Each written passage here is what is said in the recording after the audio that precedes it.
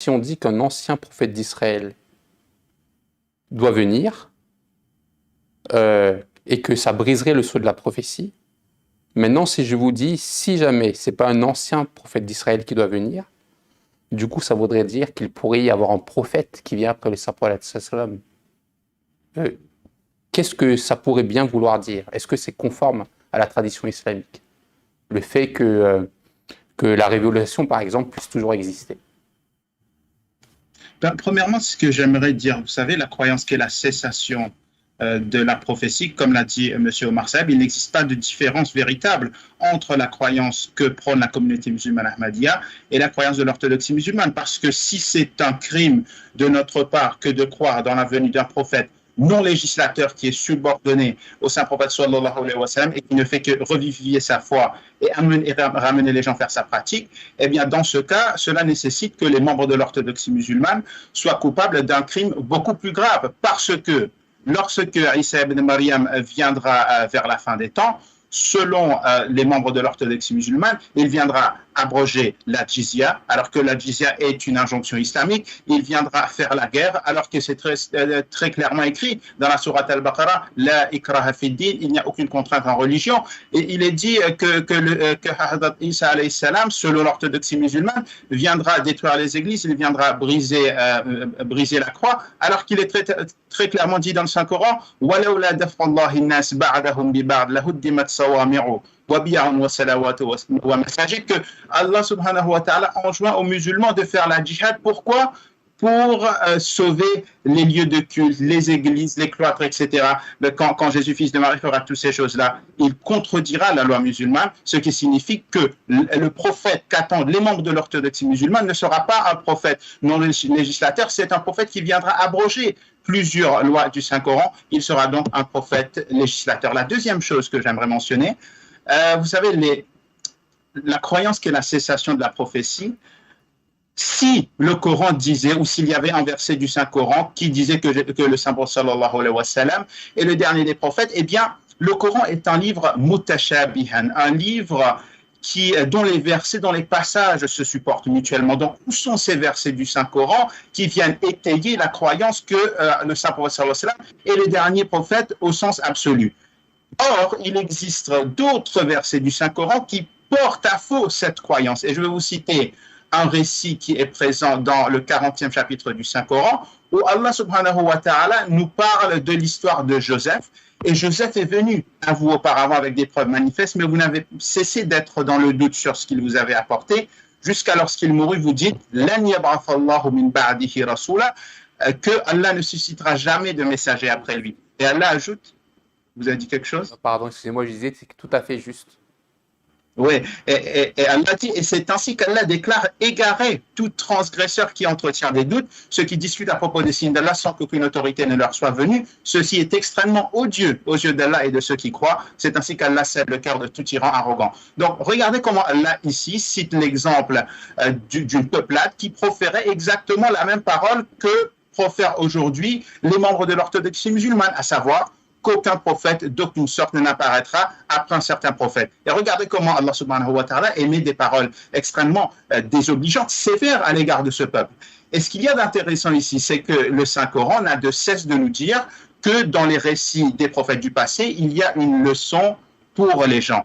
Et un verset en particulier qui vient dans la sourate Yusuf, sourate Joseph, à propos duquel les gens disaient qu'il était dernier des prophètes, لَقَدْ كَانَ فِي قَصَصِهِمْ c'est le dernier verset de la sourate Yusuf. Assurément, dans leur histoire, il y a une leçon pour les gens doués d'intelligence. Donc, si le Saint-Coran nous dit que dans l'histoire des prophètes du passé, et notamment dans l'histoire du prophète Joseph alayhi salam, Yusuf, il existe une leçon, une morale pour les gens doués d'intelligence. Alors, pourquoi certains musulmans ils disent non, ce récit en particulier qui parle d'un peuple égaré, qui eux disaient qui au vu de leur égarement, au vu du fait qu'ils s'étaient éloignés du droit chemin, prononçaient une parole qui est similaire à ce que disent les musulmans d'aujourd'hui, à savoir qu'aucun prophète viendra. Est-ce que ce récit-là n'est-elle pas une leçon pour les musulmans?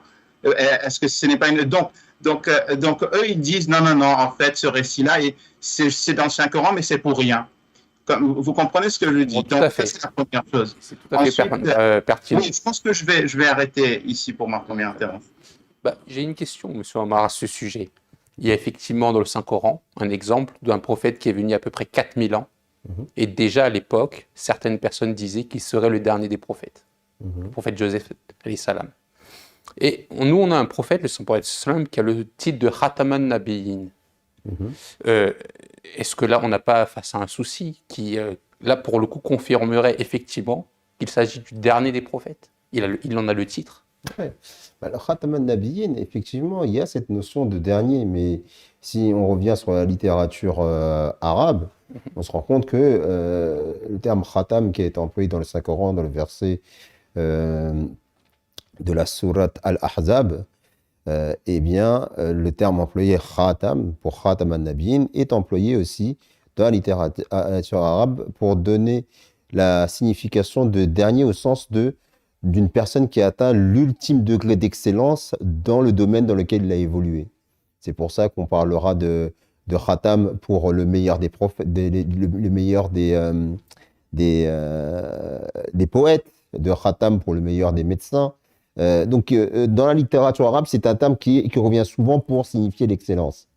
Et donc, dans ce contexte-là, d'ailleurs, le saint prophète Mohammed sallam lui-même, dans un hadith, a dit qu'il était le Khatam al-Nabiyyin avant même que Adam alayhi salam n'ait été suscité.